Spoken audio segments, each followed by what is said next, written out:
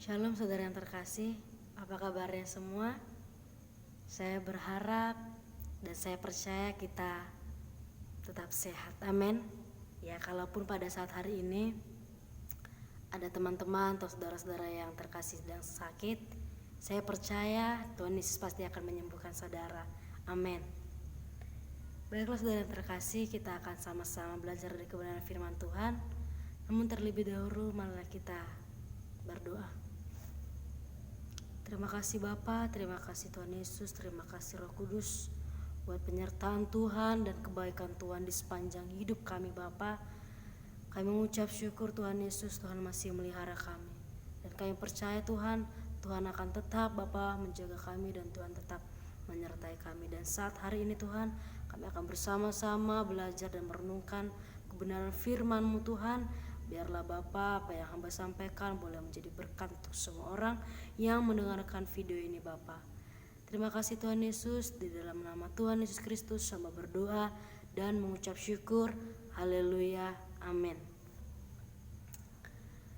Baik saudara yang terkasih, kita akan sama-sama belajar kebenaran firman Tuhan yang tertulis di kitab 1 Tesalonika pasalnya yang kelima, ayat yang ke-16 sampai ayatnya yang ke-18. Saya akan membacakannya untuk kita semua.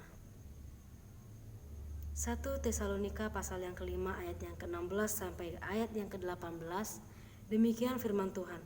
Bersukacitalah senantiasa, tetaplah berdoa, mengucap syukurlah dalam segala hal, sebab itulah yang dikehendaki Allah dalam Kristus Yesus bagi kamu. Nah, saudaraku yang terkasih, kitab Tesalonika ini atau surat Tesalonika ini adalah surat yang ditulis oleh Paulus kepada jemaat di Tesalonika. Nah, tema daripada kebenaran firman Tuhan yang akan sama-sama kita renungkan pada hari ini yaitu berjudul hidup yang dikehendaki oleh Tuhan. Nah, saudara-saudaraku yang terkasih, kalau menurut nats ini seperti apa hidup yang dikehendaki oleh Tuhan? Nah, terdapat di pasal 5 ayat 16 ini yaitu bersukacitalah senantiasa. Nah, saudaraku yang terkasih, saya percaya dan yakin ketika kita sudah menerima Tuhan Yesus sebagai juru selamat dan Tuhan kita, saya percaya kehidupan kita pasti ada perubahan. Ya, kehidupan kita pasti ada perubahan. Nah, dan saya percaya dan yakin ketika kita setelah menerima Tuhan Yesus sebagai juru selamat kita pasti akan senantiasa bersukacita. Nah, seperti ayat 16 ini, bersukacitalah senantiasa. Apa arti bersukacita? Bersukacita sama dengan berbahagia. Nah, jangan lupa saudara yang terkasih, di sini dikatakan bersukacitalah senantiasa. Senantiasa artinya terus-menerus, tidak berhenti, berulang-ulang. Nah, itu adalah arti daripada bersukacita senantiasa. Nah, saudaraku yang terkasih, ya, masalahnya setiap pribadi kita ya tidak mudah bersukacita karena memang kita belum menaruh Kristus di hati kita senantiasa. Tetapi kalau kita sudah menaruh Kristus di hati kita, kita akan dimampukan untuk bersukacita. Baik itu dalam keadaan senang, baik itu dalam keadaan sedih, kita akan tetap bersukacita. Sedikit kesaksian saudara-saudaraku yang terkasih, ketika saya menerima Tuhan Yesus sebagai juru selamat saya dan juga Tuhan dalam hidup saya, memang ada perbedaan yang ya begitu cukup drastis. Karena ketika saya tidak hidup dalam Tuhan, ya saya memang orangnya termasuk orang yang mudah murung, mudah mutung, ya kalau bahasa Bataknya mudah mutung, itulah ya yang merupakan hal-hal yang terjadi dalam hidup saya ketika saya tidak mengenal Yesus dengan secara pribadi, mengenal Yesus dengan sungguh. Nah, itulah kehidupan lama saya. Ya, sehingga banyak teman-teman saya yang berkata kalau saya melihat si Mitra ini ya wajahnya selalu aja murung, wajahnya selalu aja mutung, tidak ada sukacita. Nah, dari sini kita bisa belajar teman-temanku yang terkasih, ketika kita bersuka cita sebenarnya banyak dampak yang kita peroleh, banyak dampak yang kita berikan kepada sesama kita. Artinya ketika kita bersuka cita, orang lain juga bisa terberkati. Nah, oleh sebab itulah teman-temanku yang terkasih, mari ketika kita sudah mengenal Tuhan, marilah kita hidup senantiasa bersuka cita dalam Tuhan. Bukan bersuka cita dalam keadaan baik, tapi juga bisa bersuka cita di dalam keadaan yang tidak baik sekalipun.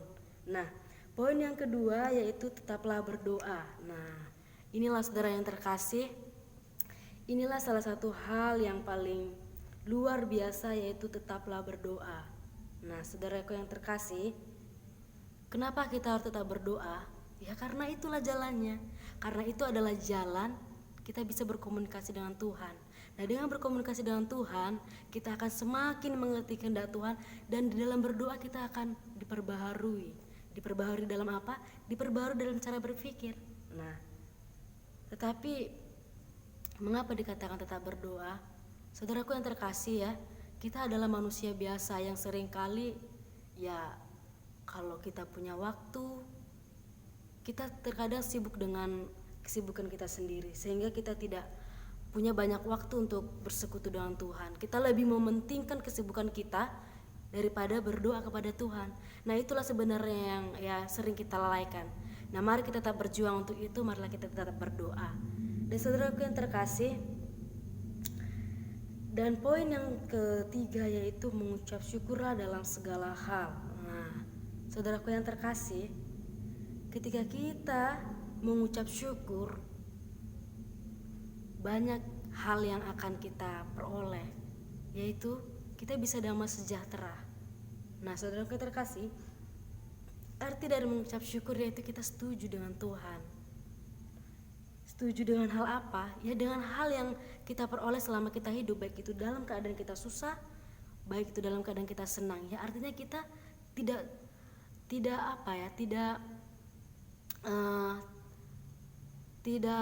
ya pokoknya intinya kita bersuka cita, artinya tetap bersyukur.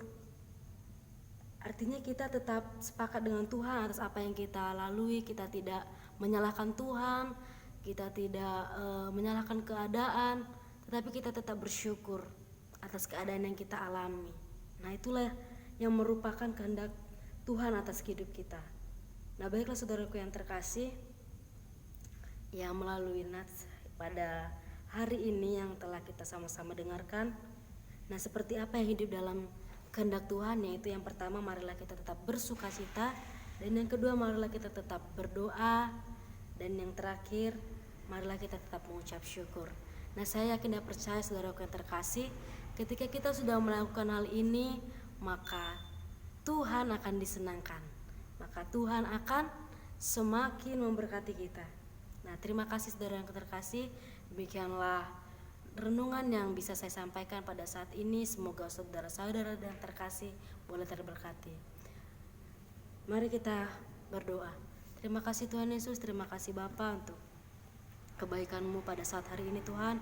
Kami telah mendengarkan sebagian dari isi firman-Mu Bapa. Biarlah tangan Tuhan Bapa senantiasa memberikan penyertaan kepada setiap umat-Mu Tuhan Yesus yang mendengarkan firman ini, memberi Roh Kudus-Mu dan memberikan pengertian kepada setiap mereka Tuhan, sehingga mereka Tuhan Yesus boleh mengerti setiap firman yang hamba sampaikan. Terima kasih Bapa, terima kasih Yesus. Urapilah hamba-Mu ini lebih lagi Bapa, supaya setiap firman yang hamba sampaikan boleh berkuasa Bapa di atas semua penyertaan Tuhan. Terima kasih Tuhan Yesus, di dalam nama Tuhan Yesus Kristus hamba berdoa dan mengucap syukur. Haleluya, amin.